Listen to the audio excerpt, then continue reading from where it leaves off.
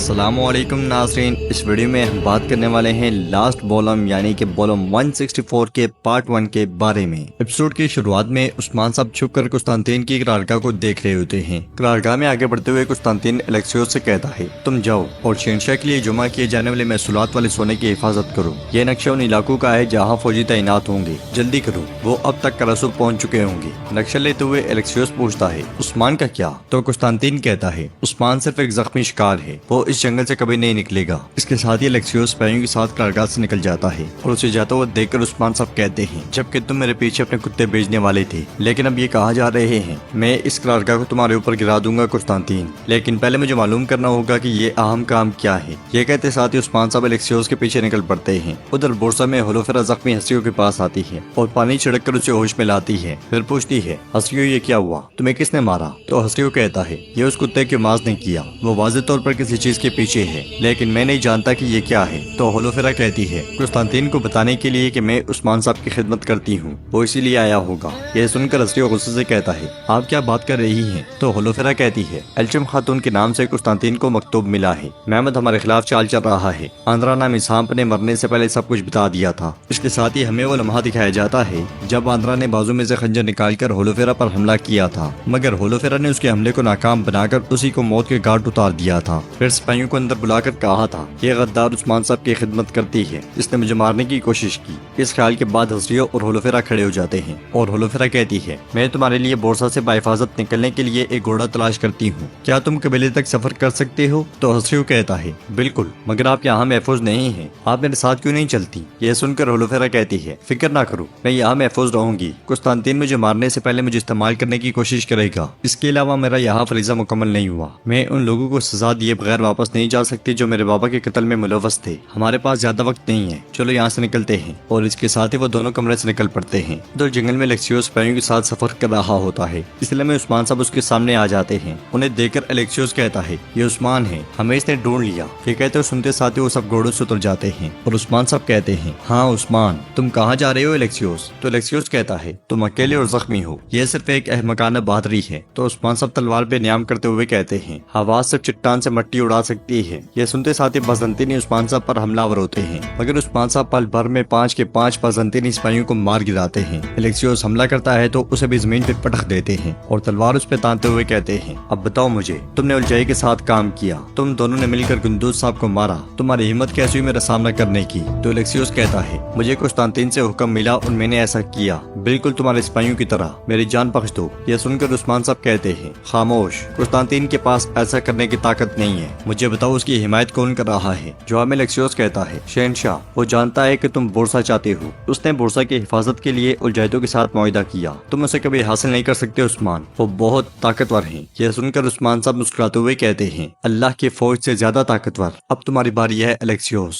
اور الجائدو اگلا ہوگا۔ یہ کہتے ساتھ ہی عثمان صاحب اس کے کپڑوں سے نقشہ نکال لیتے ہیں اور کہتے ہیں یہ نقشہ تمہیں قسطنطین سے ملا، بورسا اور یلاکوا کے علاوہ دیگر مقامات پر کیا ہے؟ بتاؤ تم کہاں جا رہے تھے، ورنہ میں تمہیں یہاں زندہ گاڑ دوں گا۔ تو الیکسیوس کہتا ہے ہم شہنشاہ کو جنگی محصولات بھیج رہے ہیں عثمان، اور شہنشاہ سونا لے کر فوج بھرتی کرے گا، پھر اس کے پاس بے مثال فوج ہوگی، اب میری جان بخش دو۔ مگر عثمان صاحب کہتے ہیں تمہیں پتا ہے کہ میں اب بھی گندوز صاحب کی چیخیں سن سکتا ہوں، آنکھ کے بدلے آنکھ اور خون کے بدلے خون۔ یہ کہتے ساتھ عثمان صاحب الیکسیوس کو موت کے گھاٹ اتار دیتے ہیں۔ ادھر عثمان صاحب کے جانباز انہیں تلاش کر رہے ہوتے ہیں اور ہن کہتا ہے دن ختم ہونے والا ہے لیکن ہمیں ابھی تک حضور کا کوئی نام و نشان نہیں ملا۔ پھر کونور کہتا ہے ہم اندھیرے میں نشانات تلاش نہیں کر سکتے شہزادے، ہمیں جتنا جلدی ہو سکے دن کی روشنی میں کچھ کرنا ہوگا۔ اور اس کے ساتھ ہی وہ سب گھوڑوں سے اتر کر نشانات دیکھنے لگ جاتے ہیں۔ نشانات دیکھتے ہوئے تیمور بوگا کہتا ہے نشانات بورسا کے گھوڑوں کے ہیں، مزید یہاں کچھ قدموں کے نشانات بھی ہیں، ایسا لگتا ہے کہ انہوں نے یہاں کچھ تلاش کیا ہے۔ یہ سن کر سنگر آغا کہتے ہیں شیر زخمی ہے لیکن زندہ ہے، اللہ کا شکر ہے۔ جہرکتے باریک بینی سے نشانات کا جائزہ لے رہا ہوتا ہے اور کونور ارحان سے کہتا ہے پریشان نہ ہو شہزادے۔ تو ارحان کہتا ہے ایک طرف ہولوفیرا اور دوسری طرف میرے حضور، میں کیسے پریشان نہ ہوں؟ یہ سن کر بران کہتا ہے میرے شہزادے وہ کتا ہولوفیرا خاتون کو اس وقت تک نہیں مارے گا جب تک کہ وہ کھیل نہ کھیل لے، وہ انہیں استعمال کرنا چاہے گا، وہ قسطنطین نامی کتا مر جائے گا انشاءاللہ۔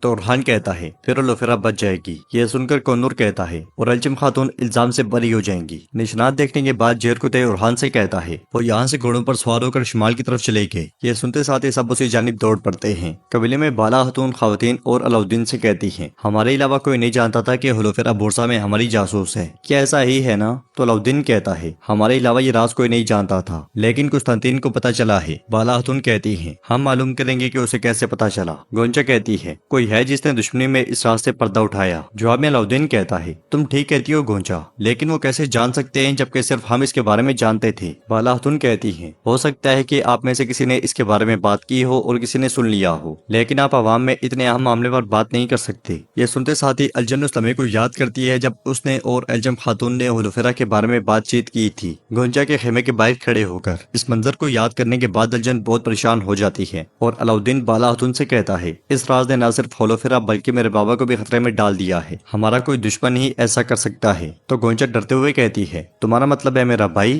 علاؤدین ہاں میں سر ہلاتا ہے۔ تو گونچا کہتی ہے وہ کیسے جان سکتا ہے علاؤدین؟ بالا خاتون بھی کہتی ہے علاؤدین ہم کسی چیز کے بارے میں یقین سے نہیں کہہ سکتے۔ علاؤدین غصے سے کہتا ہے محمد کے سوا کوئی نہیں جو اس راز کو فاش کرے۔ گونچا کہتی ہے لیکن علاؤدین وہ نہیں جانتا۔ علاؤدین کہتا ہے اگر اسے پتا ہوا تو کیا؟ بالا خاتون کہتی ہے وہ یہ کیسے جان سکتا ہے؟ آخرکار الجن ڈرتے ڈرتے اپنی خاموشی توڑتے ہوئے کہتی ہے ہو سکتا ہے یہ مجھ سے ہو گیا ہو۔ یہ سنتے ساتھ ہی سب اس کی جانب دیکھنے لگ جاتے ہیں۔ ادھر بازنطینی لباس میں ملبوس عثمان صاحب قسطنطین کی قرارگاہ میں داخل ہوتے ہیں اور آگے بڑھتے ہوئے جو بھی بازنطینی سپاہی ان کے سامنے آتا ہے اسے مار گراتے ہیں، اور ایسا کرتے کرتے وہ آگے بڑھتے ہی چلے جاتے ہیں۔ کائی قبیلے میں الجم آ کر کہتی ہے الجن ٹھیک کہہ رہی ہے، جب گونچا خاتون بیمار ہوئی تو اس وقت ہم ہولوفیرا کے موضوع پر بات کر رہے تھے۔ الجن کہتی ہے مگر آس پاس کوئی نہیں تھا۔ بالا خاتون غصے سے پوچھتی ہیں تم ایسی غلطی کیسے کر سکتی ہو الجن؟ تو الجم کہتی ہے ہم توجہ نہیں دے سکے بالا خاتون، ہم سے غلطی ہوگی۔ کچھ دیر سوچنے کے بعد علاؤدین کہتا ہے اس دن آپ لوگوں کے فوراً بعد محمد آیا تھا۔ گونجا پوچھتی ہے علاؤدین کیا تمہیں پورا یقین ہے؟ تو علاؤدین کہتا ہے مجھے یاد ہے بالکل، میں وہ دن کیسے بول سکتا ہوں، اس دن وہ بہت نرمی سے بھی پیش آیا تھا۔ یہ سب محمد کا کیا دھرا ہے، اگر اس میں ہمت ہوئی تو وہ میرے سامنے حقیقت بیان کرے گا۔ یہ کہتے ساتھ علاؤدین آگے بڑھتا ہے تو بالا خاتون اسے روکتے ہوئے کہتی ہے دن کی برائی رات کی نیکی سے بہتر ہے بیٹا۔ مگر علاؤدین کہتا ہے اس نے میرے بابا کی جان کو خطرے میں ڈالنے کی کوشش کی ماں، کیا اسے ایسے ہی چھوڑ دیا جائے گا؟ گونجا بھی پریشان ہوتے ہوئے کہتی ہے اگر میرے بھائی نے واقعی ایسا کیا ہوا تب بھی وہ تمہارے سامنے حقیقت بیان نہیں کرے گا۔ مگر علاؤدین کہتا ہے میں اچھی طرح جانتا ہوں کہ اسے کس طرح بات بنوانی ہے۔ وہ مسلسل جانے کی کوشش کرتا ہے مگر بالا خاتون اور گونجا اسے روک دیتی ہیں۔ علاؤدین سپاہی حسن کو اندر بلا کر کہتا ہے فوراً سرحدی بازار کی جانب سپاہی بھیجو، وہ اس پر نظر رکھیں گے، اگر محمد نے فرار ہونے کی کوشش کی تو وہ اسے زندان میں ڈال دیں گے اور مجھے اطلاع دیں گے۔ یہ سنتے ساتھ ہی حسن چلا جاتا ہے۔ ادھر ہم دیکھتے ہیں کہ قرارگاہ میں قسطنطین ایک خط لکھوا رہا ہوتا ہے اور عثمان صاحب اس کے پیچھے ہی بازنطینیوں کا کام تمام کر رہے ہوتے ہیں۔ قسطنطین خط لکھواتے ہوئے کہتا ہے شہنشاہ بہت سے کمانڈروں اور گورنروں کو اپنے سامنے سر تسلیم خم کرنے والے عثمان کو میں نے بہت باری نقصان پہنچایا۔ گندوز صاحب اور باقی صدران کو اس سے چھیننے کے بعد عثمان چھپنے کی جگہ تلاش کر رہا ہے۔ اب وقت آ گیا ہے کہ تمام ترکوں کو مٹا دیا جائے، اور میں یہ بتاتے ہوئے فخر محسوس کر رہا ہوں، جبکہ عثمان صاحب خاموشی کے ساتھ اس کے آس پاس موجود سپاہیوں کو کم کرتے ہی چلے جاتے ہیں۔ قسطنطین مزید لکھواتا ہے وہ محصولات جو میں نے جمع کیے تھے وہ روانہ ہو چکے ہیں، انہیں بحری جہازوں میں لاد کر قسطنطنیہ پہنچایا جائے گا، اور اس سونے سے آپ میرے لیے ایک عظیم فوج منظم کریں گے۔ میں ترکوں کو نیندوں میں مار ڈالوں گا۔ ادھر عثمان صاحب ایک ڈرم کے نیچے رسی رکھتے ہیں اور اس پر تیل گرانے کے بعد ایک ڈرم اٹھا کر اس کے ساتھ آگے بڑھتے ہیں اور ساتھ ساتھ بازنطینیوں کو بھی مارتے ہی چلے جاتے ہیں۔ پھر ڈرم ایک جگہ رکھ کر رسی اس کے نیچے رکھ دیتے ہیں، پھر اس رسی کے ساتھ ایک اور رسی باندھتے ہیں اور جال بچھاتے ہی چلے جاتے ہیں۔ تو ناظرین اس کے ساتھ یہ ایپیسوڈ بھی اختتام پذیر ہوتی ہے۔ اگر آپ کو ویڈیو پسند آئی تو ویڈیو کو لائک کریں، چینل کو سبسکرائب کریں اور بیل آئیکن پر لازمی سے کلک کر دیں۔